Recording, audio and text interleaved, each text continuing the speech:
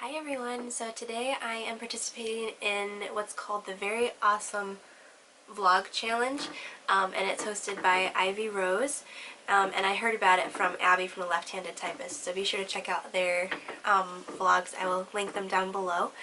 But I thought this was a fun challenge. I love the idea of vlogs because you kind of get to know the person a little bit better and kind of hear what they sound like and what they look like when they're moving around. So I thought this would be a fun opportunity.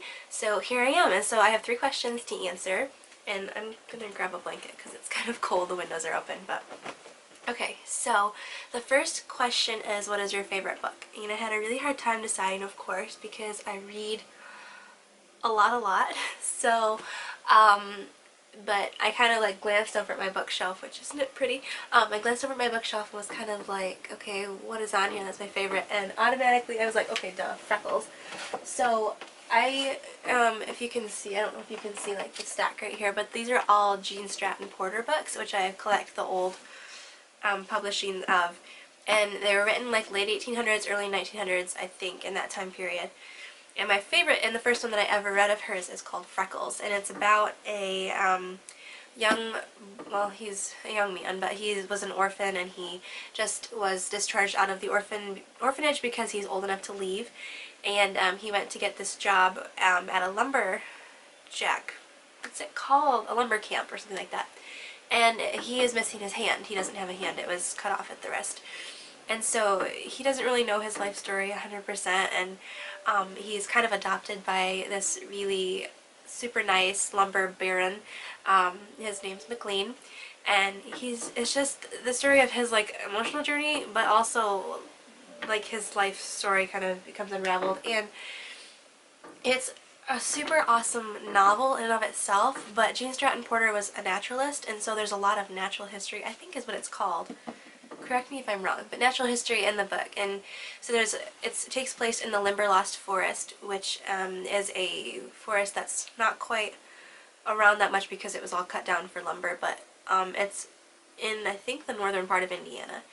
I think some of it stretches into Michigan. I could be wrong on that, but it was beautiful forest, trees that were really old and ginormous and very valuable for their timber. And so McLean would cut the trees and send them to Grand Rapids to be made into very high-end furniture, and my birth town was Grand Rapids, so that was doubly intriguing for me reading this.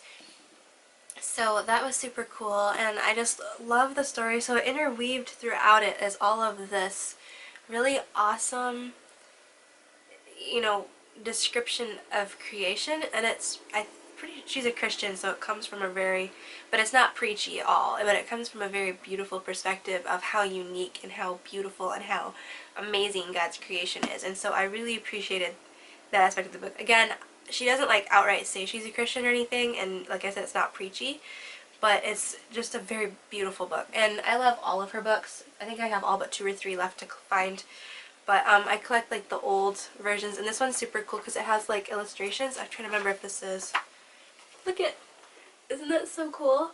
And it's old, and I love old books. I love the way they look. I love the way they smell. Call me crazy, but so yeah, this is my favorite book, and also the sequel to it is A Girl of the Limberlost. So if you do read Freckles and you want more, A Girl of the Limberlost is also equally awesome. But yeah, Gene Stratton Porter books are probably my favorite, and those 2 are my utmost favorites. So question number 2 is to show my writing space. This is pretty much it.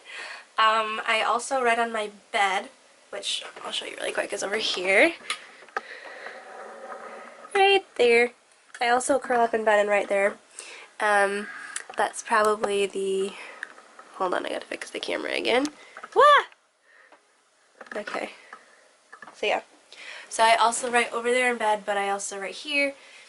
The kind of thing is, I write everywhere, so it's not like I have like a designated writing spot, but if I do, it's these 2 spots because I like do the most writing here, and this is actually where I wrote the majority of my last novel in bed. So that being said, and I typed it all up here. The thing with me is I write a lot by hand, so it's really nice because I can take my notebook and pen with me anywhere versus having to drag a laptop everywhere. So I really like that with that. But this is my writing space and kind of my library area. I also have books over there, and most of my books are downstairs in what we call the schoolroom. We don't actually do our school there, but all of like the curriculum books are there. So yeah, that's where that is. And the third question is, what is your favorite fruit? And this one is so hard to answer because we're like huge foodies at our house. We watch Food Network for entertainment. We all cook and everything, so that's kind of hard to pick something that's my favorite because we eat a lot of really amazing homemade food.